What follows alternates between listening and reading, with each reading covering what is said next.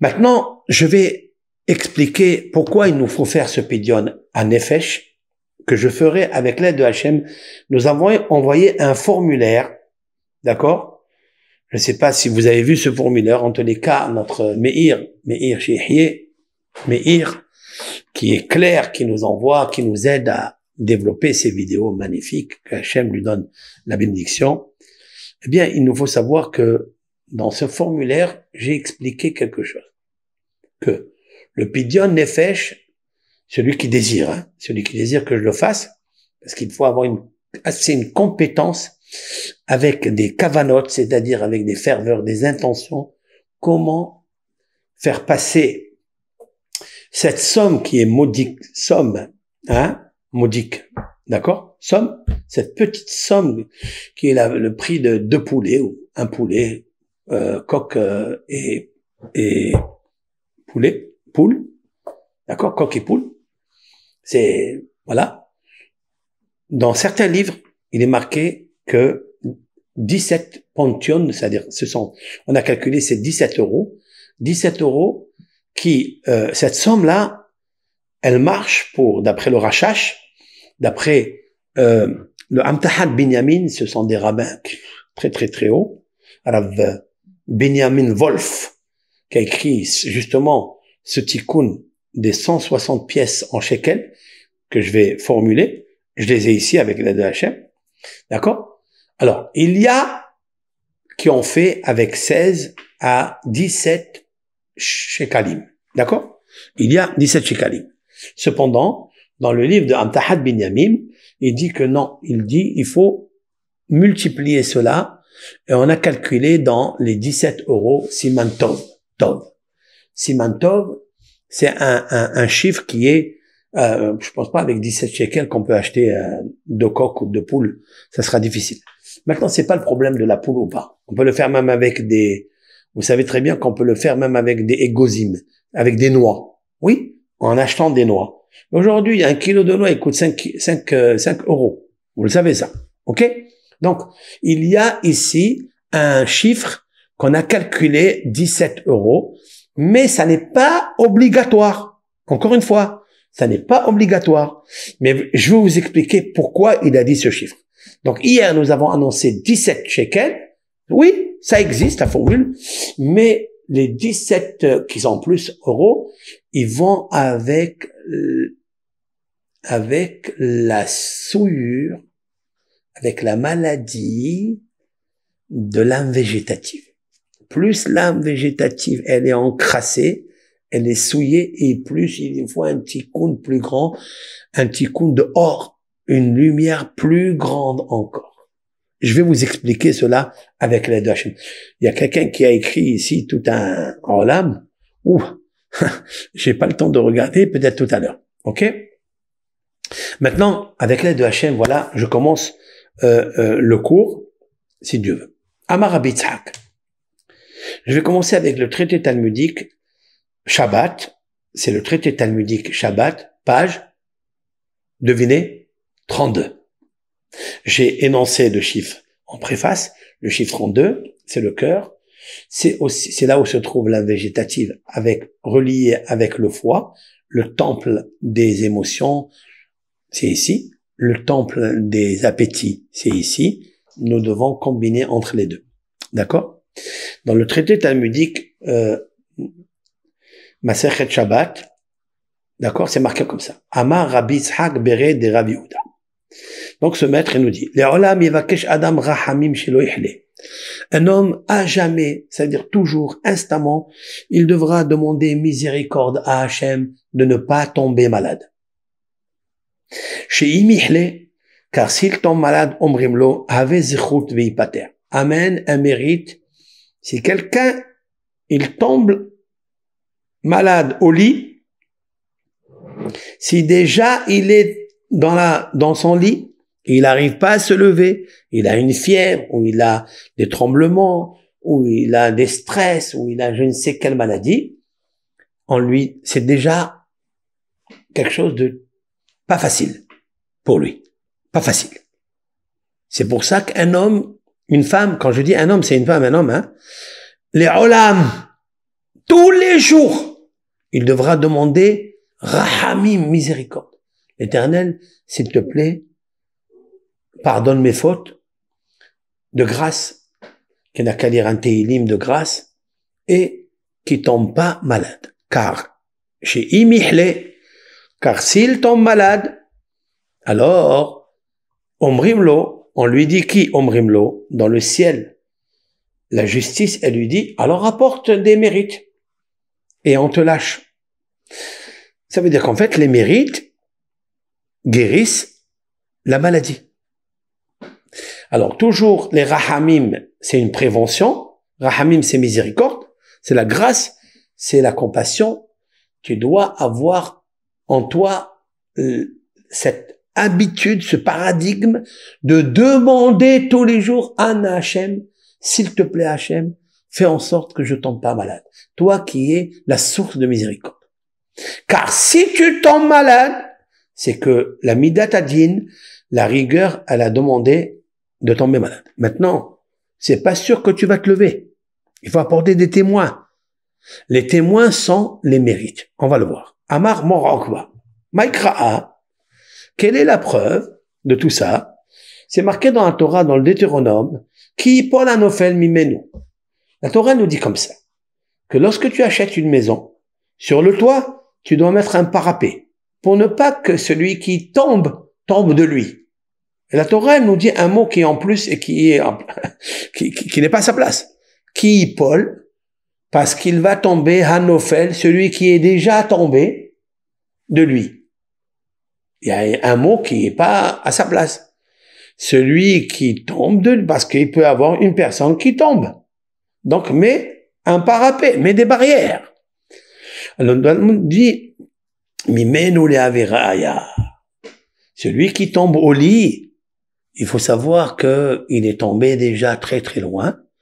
Alors, il faut qu'il apporte une preuve pour sortir de ce lit. Vous comprenez ce que je veux dire? Tana de Rabbi Ishmael, qui Paul Anofel Mimenu, Raoui Zelipol Misheshet Yeme Bereshit. Rabbi Ishmael, lui, il dit, vous savez que si quelqu'un tombe, c'est qu'il est déjà fixé pour lui que depuis la création de Sheshet Yeme Bereshit, c'est-à-dire les 6 jours de la création, c'est-à-dire ce soir, le 25 Elul, il est déjà prédit qu'il doit tomber. Ça, c'est très profond. Mais je vais expliquer. Maintenant, et là, en fait, il n'est pas encore tombé. Alors pourquoi il dit, il tombera celui qui est déjà tombé. Mais quand il est tombé, il a été fixé pour lui depuis la création du monde qu'il va tomber. Alors qu'est-ce que ça veut dire? J'explique juste ici parce que c'est très important. Lorsque Adam Arishon et Hava, ils ont mangé, ils ont consommé le fruit interdit du bien et du mal, soit la figue, ils ont fait une fugue, soit le raisin, soit ils ont bu du vin, soit le hétrog, le cédra, d'accord? Ou autre, il y a d'autres qui disent, mais pas la pomme, pas du tout la pomme, hein. La pomme ne figure pas dans les paroles de nos sages. Alors il est vrai que quand elle a vu cet arbre qui était magnifique, elle est tombée dans les pommes, ça oui. Mais avec la pomme de la main, elle a pris le fruit, que ça soit le raisin, elle a essoré le raisin, que ça soit la figue, elle a pris, donc elle a arraché une figue. C'est tout des métaphores, hein. Ne pensez pas un moment qu'il y avait ici une vigne, elle a pris, ou la figue, pas du tout. Ce sont tous des symboles kabbalistiques, d'accord? Et c'est ça la Torah. La Torah, c'est le livre le plus vendu et le plus mal lu et le plus intéressant. Il faut pas rester dans l'interprétation physique, superflue. C'était de la lecture, première lecture. C'est pas ça. Pas du tout alors. La lecture de la Torah, elle se comprend avec Bina. Ce sont des interprétations très, très, très hautes, très kabbalistiques. C'est ça qu'on a besoin. OK? Maintenant, lorsque Adam Arishon et Hava, ils ont consommé, vous savez que Adam Arishon était un homme qui avait Yehida, donc celle qui était unique en lui, mais elle l'a quitté. Et donc l'âme qui s'appelle vivace, et l'âme émotionnelle, et l'âme évolutive, et l'âme physique qui est de ce monde, du monde, l'âme végétative, Nefesh, elles ont pris un coup. Elles ont toutes pris une inspection leur lumière, l'intelligence, elle s'est un petit peu souillée et commence à avoir trouble. Et il y a des membres, suivez-moi, les membres, ce sont des lumières qui tombaient de lui. C'est-à-dire qu'il a perdu beaucoup de lumière, il a perdu le cœur spirituel, il a perdu le cerveau spirituel, il a perdu la main spirituelle, il a perdu les pieds spirituels, il a perdu le sperme spirituel. J'expliquerai ça un autre cours, mais vous me comprenez cette introduction. Donc, Evarim Nashru Mimenu. C'est-à-dire plusieurs membres, ça veut dire membres spirituels qui sont tombés de lui. Et donc, voilà. Lorsqu'une personne ici, maintenant, dans ce monde, elle tombe, elle est nophèle, sache que c'est depuis Shechet Yemei Bereshit qu'elle est tombée. Ça veut dire que son âme, elle est déjà prédestinée à tomber. Il devra faire tout pour ne pas qu'elle tombe. Donc, il doit mettre un parapet. Vous voyez? Il doit mettre une barrière de sécurité, donc sanitaire, pour ne pas qu'il tombe. Donc, tout homme, il doit prier pour ne pas tomber au lit. Pour tomber au lit, il faut perdre un petit peu la conscience, l'intelligence, et rester avec l'âme végétative. Et on dit toujours que toutes les maladies, elles viennent à cause de la maladie de l'âme. Lorsque l'âme végétative, elle est malade, lorsque l'âme émotionnelle est malade, etc., eh bien, le corps n'a pas d'immunité. Et c'est pour ça qu'il tombe au lit. Donc, tous les jours, lorsqu'on prie à Hachem, on dit Rahamim, Hachem, donne-nous la miséricorde. Dieu t'envoie des flux pour te garder, pour te protéger. Voilà ce que ça veut dire ici. Maintenant, continuons. Maintenant, si quelqu'un, il est tombé malade et il est agonisant, et là, il approche, d'accord, il s'épanche vers la mort, on lui dit, maintenant, il faut que tu te confesses. Car tous ceux qui étaient condamnés à mort par leurs péchés, etc., on leur disait au temps du temple, maintenant tu vas faire vidouille, c'est-à-dire la supplication. Tu vas te repentir pour ça, etc. Un homme, quand il sort à l'extérieur, écoutez ça, Adam Yotse la chouk, quelqu'un il sort dans la rue, il est domé be'enav kemishim sar les sardiot. Attention, ne pensez pas que quelqu'un sort dans la rue et qu'il est protégé. Non, il faut qu'il mette dans sa tête que peut-être Dieu préserve, il peut lui arriver quelque chose. On a vu plusieurs personnes, ils sont sortis dans la rue tranquilles, ils viennent sortir du travail ou sortir le matin, et voilà, il tombe quelque chose d'en haut, paf, il vient une voiture sans faire exprès ou un bus qui l'écrase. Dieu préserve. Il doit toujours demander à Hachem, protège-moi. Le fameux tselem d'hier soir. J'ai besoin du tselem, c'est-à-dire j'ai besoin de la aura qui est à l'intérieur de moi, qu'elle reste à l'intérieur de moi. J'ai besoin de cette ombre qui est au-dessus de moi pour qu'il puisse me dire attention, il peut y avoir quelque chose qui tombe, je ne sais d'où, d'un toit, une brique qui peut tomber d'en haut. J'ai besoin de la protection. J'ai besoin de la aura, de la lettre même, Tselem, celle qui m'entoure, qui est la plus grande, qui est la plus forte, celle qui m'entoure. Ach betselem italech ish. Le roi David a dit dans les psaumes, on l'a lu hier, seulement avec le Tselem, les trois ombres, peut marcher un homme. S'il sort dehors, attention, prie que Hachem, il te garde, que ne fais pas une faute, c'est ce que je dis, ne fais pas un péché pour empêcher les trois ombres de te quitter. Vous comprenez ce que je veux dire? Bon. Donc ça, c'est le Talmud. Il est très profond, ce Talmud. C'est mon explication. Je suis en train de donner mon explication, qui est véridique, qui se trouve d'ailleurs dans beaucoup de livres. Maintenant, Haj Berosho, si une personne, elle a mal à la tête, elle a une fièvre très très forte, Yedome be'enav kemi shenatnuhu bakolar. Si quelqu'un, il a une fièvre très très forte, il faut qu'il sache, c'est comme si on l'a mis sur la corde de pendaison. Parce qu'on ne sait pas qu'est-ce qui peut lui arriver.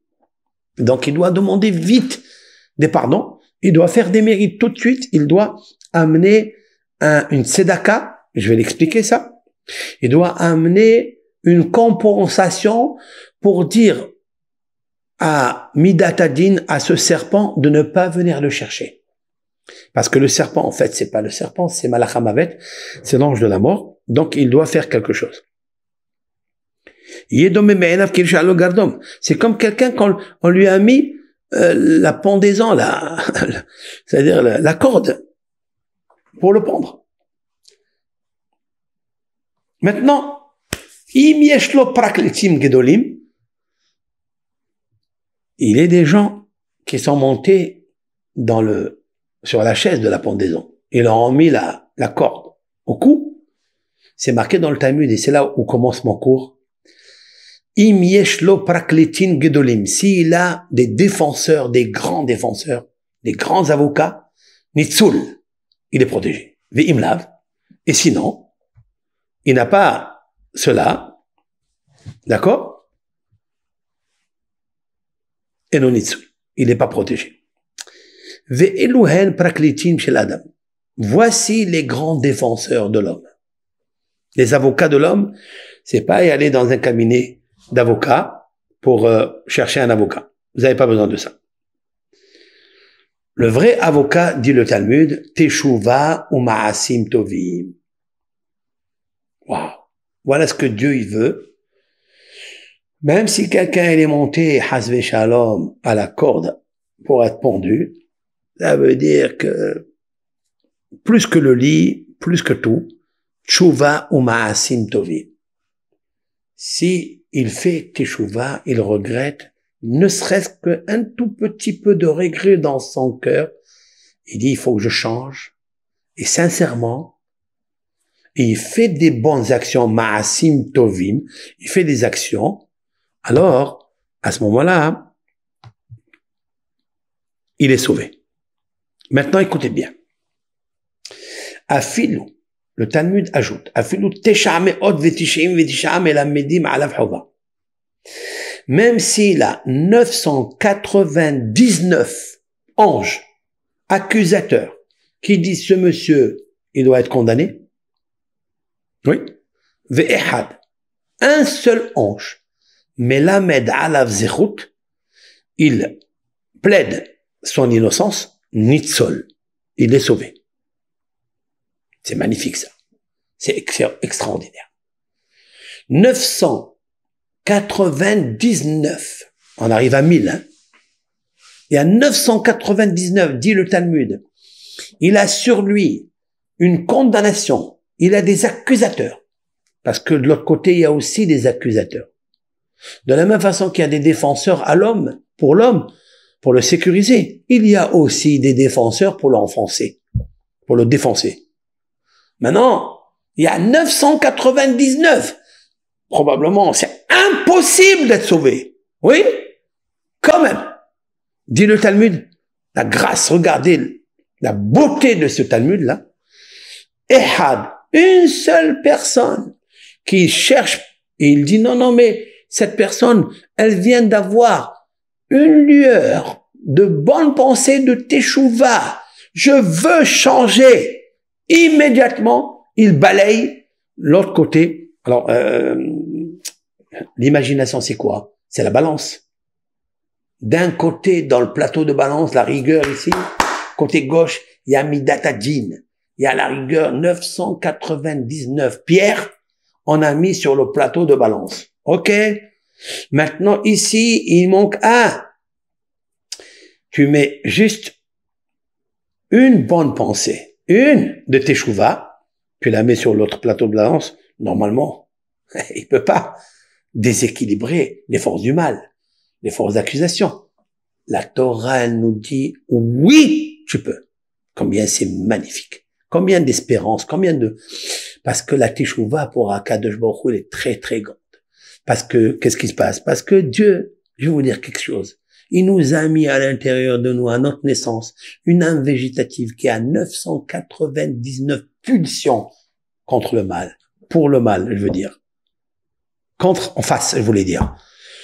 Ça veut dire que, majoritairement, nous sommes faits de pulsions. Nous sommes faits animaux. Nous voulons dévorer. Nous avons la manifestation de 999 pulsions d'accusation. Pourquoi? Parce qu'on est né comme ça. Maintenant, s'il arrive à avoir, il faut pas qu'il complète le millier, le millième accusateur. Prends une petite pensée dans ce cœur qui est troublé par toutes les accusations, mais tu dis, j'ai envie de faire teshuva. Voilà. D'où il le sait? D'où ils savent nos sages ça? A priori, lorsqu'il y a une justice terrestre, s'il a rien que 61, même 51% d'accusations, ils le mettent en prison. Ils le mettent au Beaumet. Beaumet, là-bas il meurt. C'est fini. Il n'y a pas de, on joue pas avec lui. Chez Akadosh Baruch Hu, c'est pas la même chose. C'est ça le Dieu de la justice. Amelech HaMishpat. Parce que Dieu, il a associé Elohim, il a associé le tétragramme avec pour l'adoucir. Et le tétragramme, c'est un. Il n'y a qu'un seul Dieu qui peut faire une chose pareille. C'est ton créateur. C'est lui qui peut tout balayer. C'est ce que j'expliquais. En od bilevado. Il n'y a pas à part lui. Ça veut dire que même s'il y a 999 qui disent qu'il mérite la mort ou le malheur, il y a un qui dit non, Dieu il dira non. Mais c'est qui ce un? C'est Dieu. C'est pour ça que c'est marqué ici, Ve'ehad melamed alav zchut. Ehad, c'est un. C'est un quoi? C'est pas un avocat. C'est un, c'est Dieu. Ehad, Ehad, Ehad, Ehad. Fais teshuva et reviens à l'unique Dieu avec ahava, avec amour. C'est ce que j'explique. D'où nous savons tout ça? Qui peut être sauvé? Alors il dit, Iov, Lamed Gimel, nous trouvons dans le livre de Job. Il faut lire un jour en français ou en anglais ou en espagnol ou en arabe le livre de Job. Il y a là-bas une phrase magnifique dans le chapitre 33. C'est le Talmud, hein. Im yesh alav meli malach. S'il y a alav sur lui, malach, un ange, un défenseur, Melitz ehad mini elef. S'il y a un seul défenseur parmi 1000, donc ce défenseur c'est un, il est en face de 999 pour arriver à 1000, il y a un qui est juste à côté, en face d'eux, qui va gagner ces guerriers, ces gladiateurs-là. Ces gladiateurs, ces accusateurs. Qui va les gagner? S'il y a un, parmi les 1000, les Hagid la Adam Yoshro, pour dire devant le tribunal sa droiture. Yoshro, c'est quoi Yoshro? C'est sa droiture. Il a envie maintenant d'enlever toutes les torpeurs de son cœur. Il a envie de faire teshuva. Il va vivre. Vihanneno. Et l'Éternel va le gracier. Veyomar, et il dit, Pedaehum meredet shahat. Et là, c'est là où je viens au Pidion. Voilà d'où est sorti que l'homme qui a 999 accusations sur lui pour lui attirer le malheur, il y a un ange qui lui dit, c'est bon, laissez-le, il est droit, il commence à changer, commence à améliorer le sentier de la rectitude. Oui, commence un petit peu.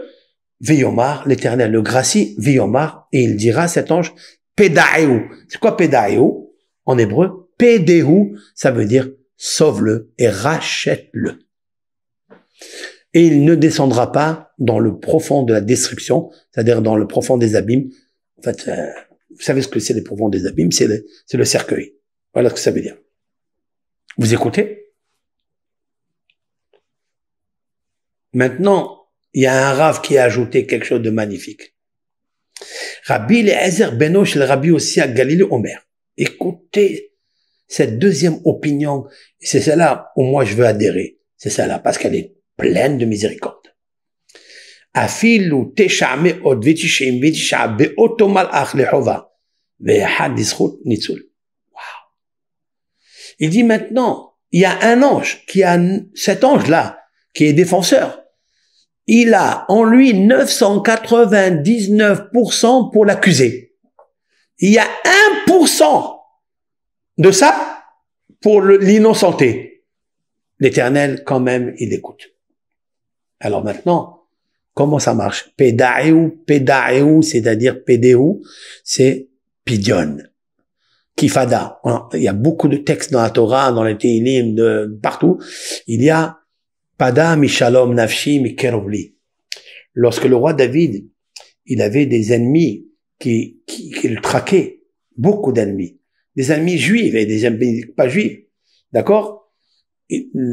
David Amelech, il dit, Pada beshalom nafshi. Rachète mon âme avec la paix. Avec les ennemis qui s'approchent de moi pour me faire du mal. Alors, on peut expliquer ça, les ennemis physiques, mais je vais l'expliquer moi tout court. Ce sont les bêtes sauvages que j'avais parlé hier. Ce sont les ennemis qui sont les accusateurs, qui sont à 999 accusateurs, qui veulent te prendre ce un et le mettre parmi les 1000. Et là, il nous faut un miracle. Il nous faut ce que j'appelle les pélés. Pélés, c'est le miracle. Je ne sais pas si vous avez vu ce matin, nous avons fait un petit résumé de la vidéo qui parle de Pélé et Aleph avec le mot dame à l'intérieur. D'accord? C'est une vidéo très, très, très importante. C'est celle-là. Vous voyez? Voilà, c'est ça que j'ai parlé. J'ai parlé de ça. Car ici, il y a le mot dame. Vous voyez, dame ici? Alors, ça, c'est le mot Pélé. Vous voyez? Pardon. Ça, c'est le mot Pélé. Voilà, P, Lamed, Aleph. Voilà les 1000. Mais voilà les 1000, vous voyez? Vous avez, il y a 1000 personnes, moins un, qu'ils disent qu'il est accusé. Comment faire le miracle pour le sauver? Ils veulent lui prendre le dam. Le dam, c'est le sang. C'est fini. Ils l'accusent pour prendre le sang. Mais qu'est-ce qu'il fait? Lui, il prend le Adam et il le met là. Vous voyez le Adam? Voilà, Aleph. D'Aleph même, Adam. Il veut qu'il reste Adam, il veut qu'il reste un homme ici sur terre. Vous savez d'où j'ai sorti le mot Pélé? Un od milevado. Un od milevado. Les initiales, Aleph, Aïn, même, parce qu'il y a qui n'ont pas suivi les cours, je suis obligé de répéter pour les faire rentrer dans le sujet. On ne sait pas qu'ils soient en dehors, on dirait qu'on parle de choses. Ça, c'est pour ça qu'il faut écouter les shiurim. Tous les cours qui arrivent, faut les écouter. C'est la raison pour laquelle En Od Milevado, Aleph, Aïn même, c'est la valeur numérique Pélé. C'est-à-dire 111. 111 c'est Aleph, 111 c'est 1000, c'est-à-dire Aleph c'est 1000, et aussi Pélé. Ça veut dire quoi? Ça veut dire quand tu écris le mot Pélé, il te sort ça. Voilà le mot Pélé.